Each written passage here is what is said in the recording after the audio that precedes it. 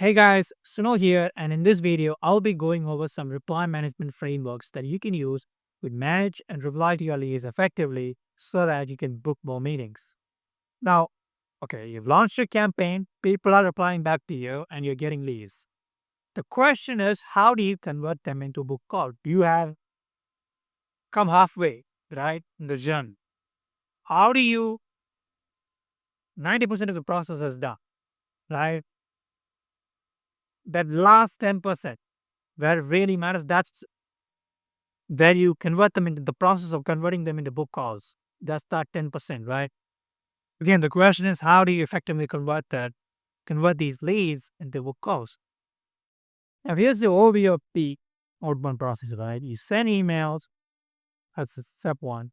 You receive replies, that's step two, or part two, or stage two. Stage three is you reply back to them and then try to convert them into a sales call. And then if that process or that part is successful, then you get a book call on your calendar. That part where you reply back to them and then try to convert them into a sales call, part three, that's the connecting bridge. That's what's going to determine whether you're actually getting book calls or not, whether this whole outbound operation is a success or not. The key metric is equal to calls on the calendar. Right? Again, calls on the calendar is what matters. It's what we have to prioritize, especially if you're running a book or call funnel. Even about the number of leads they get, calls on the calendar matters, right? What's the point of getting leads if none of them turn into book calls? Now, how do we maximize the number of calls that they get from our optimists or leads? For this, we need to increase our meeting booking rate, which is the number of positive replies that actually turn into a real meeting. So if your meeting booking rate is 20%, then that means that one out of every five positive replies convert into a meeting. So if your goal is to get 20 meetings per month, then you need 100. Yeah, 100 positive replies. You need 100 positive replies to get 20 meetings because 20% of those 100 positive replies will convert into an actual meeting. Now,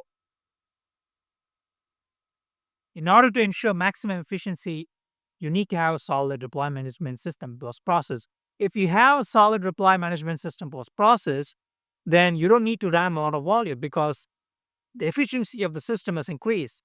Let's say, for example, you have increased the uh, meeting booking rate, which is equal to, or the post reply to meeting conversion rate, which is equal to number of meetings booked divided by number of post reply into 100. Right? It's a percentage value. So let's say you're getting, again, the two out of or one out of five positive replies converted into a meeting. Then 1 by 5 into 100 is equal to 20%. Right? It's a percentage value like I mentioned before. Or let's say you are somehow able to increase that to 40%. But you increase your meeting booking rate to 40%, you made the system more efficient, then you need half the number of repliers to get the same amount of meetings booked. Again, if you need 20 meetings, if you had a 20% meeting conversion rate on meeting booking day, then if again 20% of your positive replies turned into a meeting, then you would need 100 positive replies. But if it's 40%, then you need half that number, right? You just need 50 days every month. Now, that all sounds cool, but how do you ensure maximum efficiency? How do you build a solid reply management system and process? For that, you need systems such as inbox management SOPs, standardized operating procedures, a calendar link or a calendar system to ensure smooth scheduling of meetings, a CRM that can store all your leads separately so that you can eventually dial them as well. You want to connect your core email infrastructure with a CRM that also enables you to dial the leads effectively. So again, from cold email outreach, you get a positive reply or lead or opt-in, and then you can either directly book a meeting via email itself, directly via email you get a meeting. in the initial conversation itself, or you know, you enroll them into conversion and nurturing workflows, and then you convert them into a meeting later on. If you have their phone number, awesome. You can get you can you now have the option to dial them as well. There you go. You have increased the number of touch points and you've increased your options as well. So for calendar booking tools, you can use these tools for booking meetings effectively, right? You basically set up your schedule and your availabilities inside the calendar and then share access to those availabilities to your prospects. You can either use Calendly, I prefer Calendly, or scheduled ones, or go high level calendar. I like go high level calendar and Calendly, by the way. A tip, right? So suggest sometimes this is a hack that you can use, right? Suggest sometimes make calendar instead of just forwarding a calendar link to your prospects, right? Of course, because as you already know, people tend to be lazy and prefer convenience. Also because people are busy as well, right? Like you are asked in meeting from them. It's you who wants something from them, right? You want their time. So you got to be proactive there. Suggest sometimes to your calendar instead of just forwarding the link to them. Now, for a CRM, there are a lot of options out there, of course, but I would recommend go high level CRM because you can do all of this, right? You can build sales funnels, build websites, manage your pipeline, build forms, surveys, do email marketing, SMS marketing, all the shit you can do inside GHL itself. And the pricing is it's awesome compared to it's way more affordable compared to other options, right? Way more cost effective compared to other options such as I don't know, ClickFunnels or Close or HubSpot, whatever. They are great CRM. They are amazing CRMs as well, but you know, if you're running agency, you want everything under one bed, right? You want everything under one tool, then GHL is the way to go. Especially when you're starting your company, we are just starting an agency and you need a system to manage everything, right? Under one tool or under one window, whatever you call that, right? However you want to mention it, well, then I would recommend ZSL. Now, when it comes to the guidelines for deployment management, let me share with you a few guidelines, right? These are some tips that you can use to make the whole process much more efficient. Firstly, you gotta categorize them immediately. Categorize your replies immediately. Use tags or folders in your email tool or CRM to categorize replies for quick triage. Alright, you know what to prioritize basically. Positive, neutral, negative, auto replies, or bounces. What is it, right?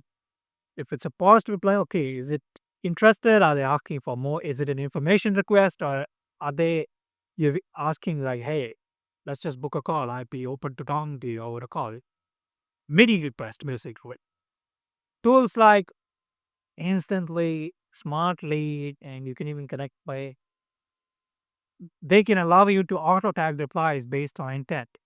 That Smartly and Instantly make it significantly easy, right? Because they got AI tagging. Another thing, the second one is respond to leads within 24 hours. Speed matters. Respond to interested prospects within a few hours. That ideally the same day to keep momentum and show professionalism. I would recommend you respond to these leads within 15 minutes. The faster you respond, the higher the probability of them booking a meeting with you, booking a call with you, because it's hard. The opportunity is hard, right? The lead is hard, and the probability of them responding back to you quickly, and then you booking a call with them increases. Number three, use pre-reply written reply templates, personalized, of course, right? This is especially useful if you are dealing with a large volume of replies. Right? Prepare templates for booking meetings, answering common objections, sending case studies or A4 decks, but always customize your responses based on the actual message to avoid sounding robotic. Right? This is very, very important, especially if you have inbox managers, because you can't expect them to, you know, magically know about their company, what they do, and things like that all the once. They can't magically know everything, right? So you gotta create templates and SOPs and processes to ease this process. So that's point number three. Point number four, tip number four, or whatever you want to call it, always, always push for the call. The goal is a meeting. You're trying to get a fucking meeting out of here, out of the process, right? Not just a friendly chat, right? You're not going for a date here, and you're trying to get a sales call, right? For example, happy to share more details. Would you be open to a quick meeting call this week? Here's my calendar. Um, or you could adjust that last part. Say, hey, would 10 a.m. Eastern Time or 11 a.m. Eastern Time this Wednesday or Thursday work for you? Something like that. Of course, you got to change it up based on the situation. Right? So that's point number four. Point number five is you got to be able to handle objections smoothly. When someone says, we already have a vendor, then ask how it's going and what would make them consider alternatives. If it's not the right time, then offer to check back in 30 to 60 to 90 days or try to explore options with them. If they want more info, send them a one page or short loop video and then, or whatever lead magnet that you're offering or info deck that you are offering or pitch deck that you have, whatever information you have, send it to them, right? And then follow up with a call ask, right? Ask them if they are open to a call. Now, a cool CDA that I saw was by again Eric Nowalski. Like you offer to build a list for them on the call itself. Would you be open to a call so that I can build that list out for you? Something along those lines, basically. So that's point number five. Point number six is you gotta follow up even after a positive reply. If they reply positively to you, that doesn't always mean that they're going to book a call with you immediately after that. If they go dark, then you gotta follow up in 2 to 3 days. Then you gotta ensure a consistent, ensure that there is a proper follow up sequence in place that ensures that you follow up with them consistently, right? Um, just bumping up this bumped thread, right? It could be something really basic as well, like just following up on my last message or next Tuesday after Wednesday, well, perfect chat. Even something as basic as this works, right? We can automate this process largely via subsequences in instantly and smartly. Now, for tracking reply outcomes, you need a CRM or a spreadsheet to track replies, meetings booked, and deals booked. This data allows you to identify what copy is working or what audience is performing there, right? You got to track everything. You got to track, okay, like this campaign is performing well. This type of reply is performing better than, okay, reply A is performing better than reply B. You got to be able to track all that, right? The next one is respect opt outs. If someone says not interested, remove me or do not contact me, do it immediately. Right? This is very important to keep your deliverability, optimal and then your brand trustworthy as well because they'll report you spam if not. And then yeah, you are, you know, they'll create a manual spam complaint basically. You're creating an opportunity for that. And that's not good. And that's going to burn your inbox and your deliverability. Don't be arguing out there. People are right. If someone is rude or disinterested, don't push back, right? Don't try to start an argument there. Stay polite, ignore them if they're a piece of shit, and Move on, man. There are so many other people out there. That's all I can say. The next thing is you gotta be, again, continuous improvement is important. Review your reply rates weekly. Which messages generate the most interest? What objections are common? What follow-up templates are working? Review all of that and then update your templates and approach accordingly. Right? Now always start by testing and improving one thing at a time. Right? Because you have only everybody has limited bandwidth. Everybody can only do so much in a given time. Right? So don't try to do 10 things at once and confuse yourself.